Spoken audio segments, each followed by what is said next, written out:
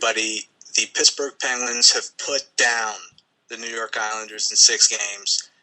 And in honor of this occasion, it's not just artistry and finesse with you tonight, but poise and eloquence as well.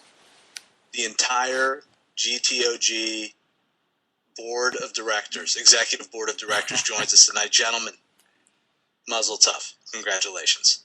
Thank you. That's a wonderful introduction. People should know you're whispering. I think you're surrounded by like fevered children right now. I don't know what's going on at your house. Everyone's throwing up in celebration.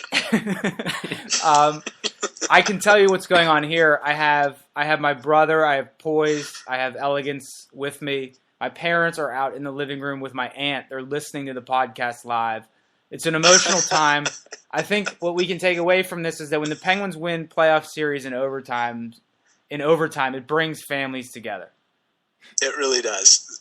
My question for you, how did we get here? Because I think we were as thoroughly outplayed in this Game 6 as we have been in any time all series long. It's really, the hockey gods are truly smiling down on us tonight. I don't think that's true. I think it's true that we were outplayed, but I don't think it's a hockey god situation. I think it's a goaltending situation. You get reasonable goaltending, and Vokun didn't make spectacular saves, but he made a lot of saves. And that keeps you in the game long enough. And we've said all series long, and I've said to everybody I know, the Penguins will score 4 goals every game against Nabokov and the Islanders. They will get we should rename our website "Get the 4 Goals" because we're going to score 4 goals every single game. And Vokun, and all credit to Vokun tonight for keeping us in the game long enough to get the 4 goals. He's the MVP. Orpik's goal, huge. Malkin's play in the third period, huge. Vokun gets the MVP tonight by far for me. I agree. I think it begs the question, is Tomas Vokun a hockey god? I think the question is on the table. It's a legitimate one. I think right now he's a real sex symbol in the Czech Republic. I don't think there's any question about that going forward after his performance tonight. Just an unbelievable turn of events with Paul Martin getting the late goal. Of all people, Brooks Orpik in overtime. Now that we've put this behind us, we've talked about this a lot. Are we ready to get rolling here, or were our struggles in this series not unique to playing a team like the Islanders, but something that's going to continue on? What's your feeling right now? I think that we match up better with Ottawa, but the flaws that came through in this series are here to stay. Whether Ottawa can exploit them the same way, I don't know. I don't think they will be able to. They don't have a transcendent player like Tavares, who is phenomenal in this series. Unbelievable player. Absolutely amazing in this series. But, yeah, I'm a little worried going forward. I don't think we're the prohibitive favorites that we were at the beginning. I don't know that we're a better team than Boston at this point, or Washington, or New York. Those teams play a tight, really disciplined systems, and they don't screw up as much as we do. They don't score like we do. They can't go from nothing to a late third period goal and an overtime winning goal like we do. But, can we get this magic against those teams like we got against the Islanders? I don't know if that's sustainable for 4 series, but there's definitely something to the notion that getting this kind of first round bugaboo off our shoulders, that's been holding us back the last couple years, is huge. And so I do think there's a chance we take off, but it's not like Chris Letang's going to start being smart when we take off. It's not like Douglas Murray's going to start being able to skate. It's not like Matt Niskanen's going to stop being scared. So there's a lot of concerns going forward, but I'm optimistic. Yeah, I'd say I'm certainly optimistic as far as the second round goes. We'll take it one round at a time. My biggest concern, and I'm sure you share this, I love the way Malkin played in the latter half of this game. He really turned it on and was flying out there, but the guy, he clearly can't shoot right now. He's just not the same player. Something's wrong. Let me turn this answer over to Poise and Eloquence. I called you Elegance, I think, before, yeah. which is just as good of a nickname. If anyone out there knows who Eloquence is, Elegance would be a great nickname for him. Eloquence, what do you think? You're a big Malkin supporter usually. What do you think about Malkin? Can he shoot? I actually want to – well, my question for artistry is by second half of the game, do you mean the last 5 minutes? Because that's where we saw him step up. Yeah. He was swooping around certainly on that Paul Martin goal, but I thought he played with a lot of fire, and he played sort of within himself, which you can't say for Letang, who after that horrendous gaffe tried to make up for it by basically playing center for the rest of the game and carrying the puck behind the net. We joked during the game that the Penguins should really consider making Letang a forward at this point. After he screwed up on that pass. He's just out of control. He's right. Completely out of control. And I don't know that he plays hockey by the circumstance of the game. I don't even know if you could ask him. I would really be really curious to do a poll or just like doing a study where in the middle of the game you grab Chris Letang, you put a blindfold over him and say, "What's the score?" and see if he knows what the score is. I mean, he might be the dumbest player in the league. And that turnover is inexcusable. He wasn't being pressured. It's an awful turnover. It's not going away. But what also isn't going away is his performance from last game when he scored the fourth goal, and then his performance in Game 1 when he looked like one of the best defensemen of all time. So he's an enigma. Malkin's an enigma. I don't say that because they aren't English first language guys. I know a lot of people will get all worried that that's what I'm saying, but I'm not. It's I don't know. I'm very excited. About this Orpik goal. Did you have any expectation that it was going to be Orpik that would score the game winner? No, of course I didn't. My happiness right now stems only from the fact that we get to play Ottawa in the next round and not that we beat the Islanders, because all I feel is just complete relief, because that was like a nightmare series, I thought. Right. It was gonna be the worst offseason of all time had we lost that series. So anxiety-inducing, right? It was just full of dread. I'm just happy that we have Ottawa to look forward to. Well, let's bury the Islanders before we get to Ottawa. I want to say a couple things about the Islanders. First of all, John Tavares, transcendent talent, one of the top 5 players in the league for sure. Amazing. Absolutely terrifying. It's scary to me in the series as Ovechkin ever has been in his absolute glory days. Ovechkin scared me maybe as much as Tavares, but I wouldn't say more. When he had the puck on his stick on a power play, just absolutely horrifying. Do you think he was better than this series than Giroux was last spring? Well, Giroux didn't have that much of a challenge. I would say the answer is yes. I would say Tavares had less of a supporting cast by far, and much tougher competition than Giroux faced last year. He basically just needed to put the puck on net last year, Giroux. Right. And it was going to go in. So I'll ask you this. Is Tavares the second best player in the Atlantic Division at this point? Hands down. So you have him over Malkin for sure. The way Malkin played this year, sure. I wouldn't trade them straight up necessarily, but maybe I would. I mean, this is a ridiculous conversation to be having at this point, but I certainly would. This just went off the rails. All right, well, let me get it in. So we have Tavares. He's proven himself to be a top 5 player in the league and a deserved MVP candidate for sure. And yes. I think what I'd be frustrated about if I was an Islanders fan is that you don't really know what his ceiling is, because he's playing with Matt Molson and who's his other line, like not Bailey. Boyd. Yeah, I mean those aren't great line mates. Yeah, Matt Molson talk is to Mario Lemieux. Well, true, but not everybody's Mario Lemieux. But Matt Molson, he's no Mario Lemieux, I can tell you that much. But it's like, is Matt Molson good only because he plays with Tavares? Which is it. I think Matt Molson's a pretty good player. I really do. Yeah. The other thing I wanted to say about the Islanders that I'm very passionate about, I've been biting my tongue about for the last 6 games, is this fantasy that Kyle Okposo had some amazing series, because he scored 3 goals in this series. 2 of them were not even shots on goal.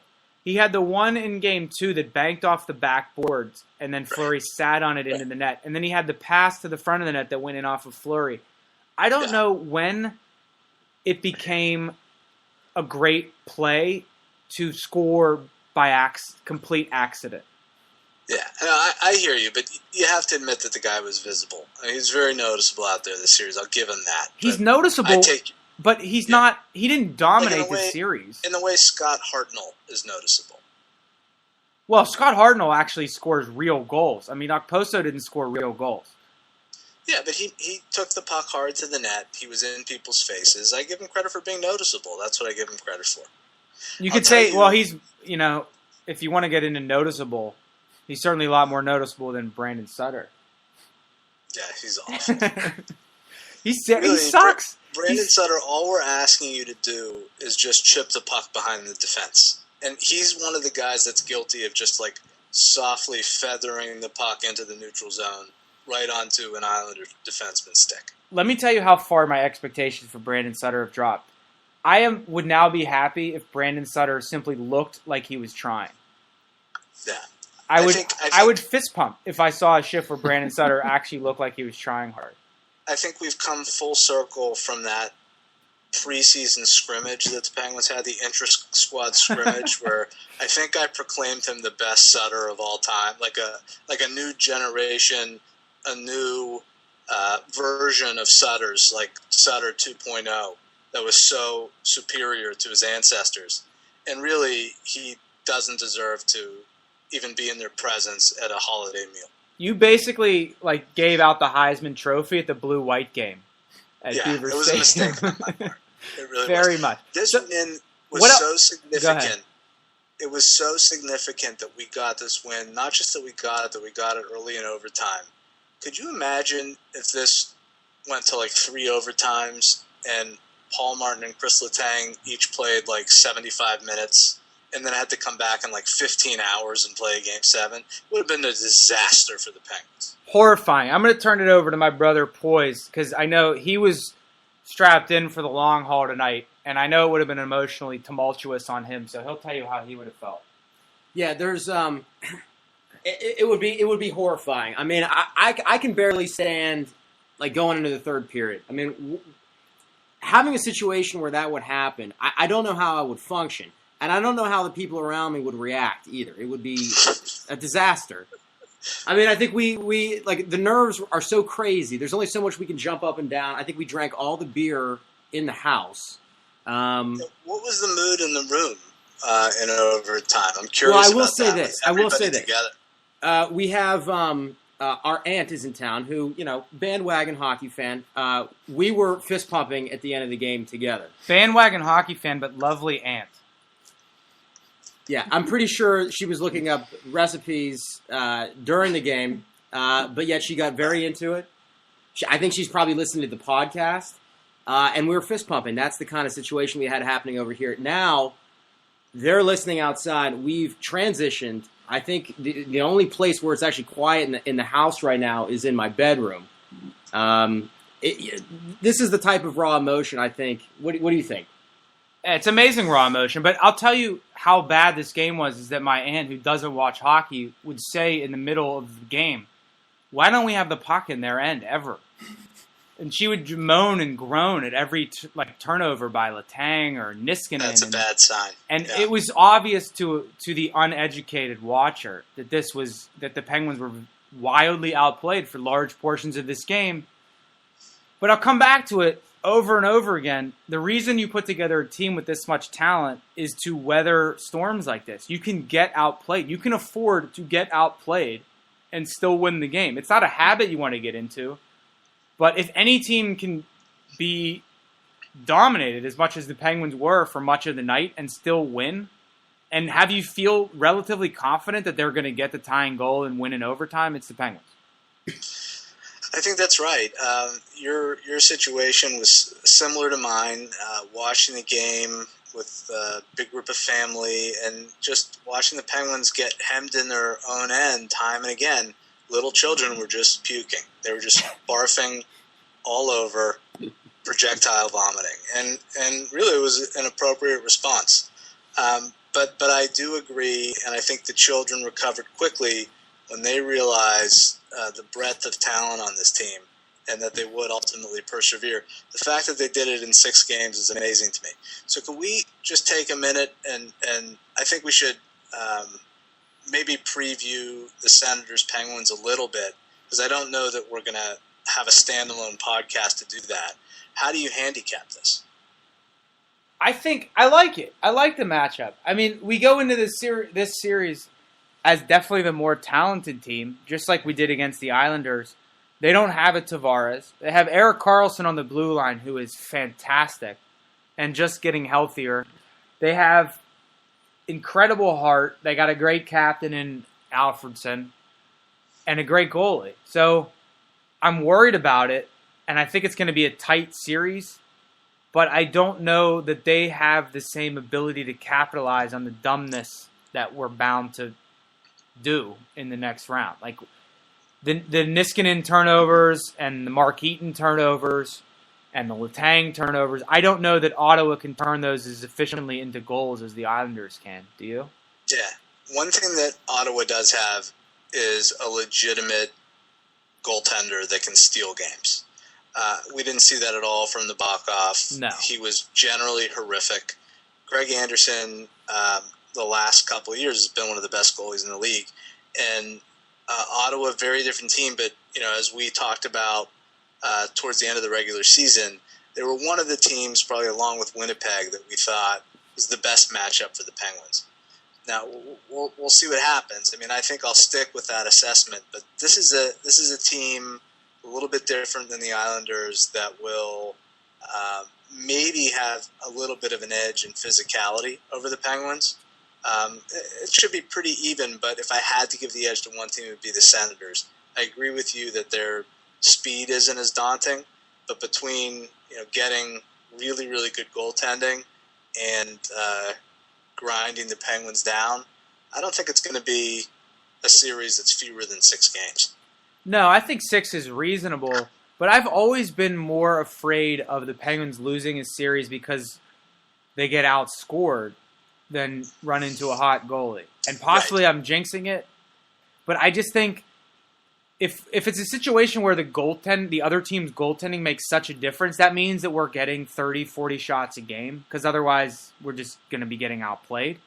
If we're getting 30, 40 shots a game, I don't see how we don't score 3, 4 goals, no matter who the goalie is. So as good as Craig Anderson has been, I don't know. I think to beat the Penguins, you have to regularly be able to get to 4 goals. Right. Because keeping the Penguins to 3 goals or under is a very, very difficult task. We scored over 3 goals every game except the one, and we had 3 in that game. So given how different of a team Ottawa is, do you make any lineup changes going into game 1? Well, I certainly don't take Kennedy or Vitale out. They were terrific, and that won the series for us, putting those 2 guys in, because Kennedy made a great play on the winning goal. He was all over the ice again tonight. Obviously, it was a huge impact in Game 5. And Joe Vitale's pass to Dupuis was sensational, and it's because he had the speed to get around. So I don't take those 2 guys out. I do think there will be a temptation from Bilesma and Shiro when they get together to talk about the next series to put Englund in over Dupre for the physicality element. But I don't know that that's going to decide the series one way or the other. I mean, I think that's kind of a move around the margins. Yeah, Dupre was vastly improved after his first appearance. He seems a lot more poised. And he's partnered with Letang and is able to, I think, cover for some of Letang's gambles a lot more than a Mark Eaton could, certainly against the speedy Islanders team. So that's something really to think about before you pull him out of the lineup, I think. I think that it was Mark Madden or maybe somebody he was retweeting or something that had a really good point about the Letang-Dupre pairing. And it was that when Letang plays with Orpik is the veteran, so Letang can run around and do whatever he wants. But when Letang plays with Dupre, he's forced to play more responsibly because he's the veteran. He's the guy who's supposed to know what he's doing. And that's a good thing, to put Letang in a structure where he has to pretend that he knows how to play hockey rather than just be super talented at hockey. I guess in theory that's terrific. I didn't really see that. Well, not tonight, but last game they were good. In Game 5 they were very good. I would agree. He was more under control. What do you think about one of the thoughts I had, which is that Ottawa would maybe scare me more in the first round because there's going to be a lot of talk about how chippy this series is going to be and the whole Matt Cook hangover, which I can't even believe anybody's still talking about that, especially now that Carlson's back. And Chris Neal is a huge pest, and they got a lot of other guys that can really get under your skin. But the second round of the playoffs is usually taken a lot more seriously than the first round. And you don't see like the bench clearing 5-on-5 fights in the second round as you do in the first round. Do you think that kind of negates a little bit of what Ottawa might have been able to do had they played the Penguins in the first round? Yes. I can't imagine that's going to be a big focus for them. Unless there's a game that gets way out of hand, unless we're going up 3-0 in games and we have a 4-0 lead in Game 3. I can't see anybody making a big issue of that and taking a run at Matt Cook. It just doesn't make sense to do, particularly the way our power play has been going. What do you think about Paul McLean as a coach? I don't. I think about him all the time. That mustache? Well, what are you thinking about? Well, when you go to sleep at night and close your eyes, and a vision of Paul McLean comes to you, what's associated with that? I'm curious. Well, I think about walruses. I think about a lot of large sea mammals. No, he's a good coach. He's he might win Coach of the Year. The Ottawa team is a lot like the Penguins of 2011 had Malkin come back in the first round the way Carlson's coming back for them, and then I don't know if Spezza is going to come back. I mean, I remember seeing something recently. That would be dramatic. He might be skating or something. If Spezza was playing, then this is, I think, is a 7-game series. Without Spezza, I just don't know that Ottawa has the top end talent to hang with the Pens. Yeah, I agree with that. And a lot of their younger players who are like big power forward type guys, the matchup isn't as good for them. I mean, our defense is happy to play a game where somebody wants to put a body on them rather than like back them up with speed. I just think it's much better for our team to play sort of a half-court game, which is I think the way Ottawa will play offensively. So I agree. Better matchup. I expect the Penguins to go forward, even though it'll be sort of a bruising series. I think 6 games. Pens in 6. I'll say Pens in 5. I like our chances of kind of getting on a roll, especially with Vaucoon settling things down right now, getting confident goaltending. Let's hear from eloquence and poise. Round it out. Eloquence? I'm actually going to change the subject entirely because as Archie, as a former journalist, I got to get your take on how you feel about Pierre Maguire winning an Emmy. Did he really? He did. Well, it just shows you how significant Emmys are. I mean, that's what that shows you. He did for his inside the glass work. He won an Emmy, his first. He really gives you the backstory on the players. The young man from Saskatchewan. To be clear, the Emmy that he won was the Emmy for knowing the most high schools that professional athletes went to. Yeah, exactly. Right. Pronunciation. An Emmy for pronunciation. No, yeah, I like the Penguins in 6. I do think an underrated, under-discussed part of this series was how bad the Islanders goalie Nabokov was, and I worry the Penguins scoring is going to be a problem actually, given that their zone time is non-existent. So we'll see if they can rebound there, but I like them in 6, and we'll see you in round 2. Yeah, puck possession's an issue. Poise? Yeah, I'm hoping that the hurdle in this Islanders series is now over. I think it's a mental thing. I mean, if you watch the Penguins games over the course of the season, which we all have, I mean, they're dominant. And I think it's just a matter of if you can get over that first kind of hurdle, that first hiccup, or whatever it is that's crushed the Penguins over the past few years, I think we're in good shape. And I say Pens in 5. All right, gentlemen, it's been an honor and a pleasure. Enjoy your evening. Until next time, everybody, GTOG.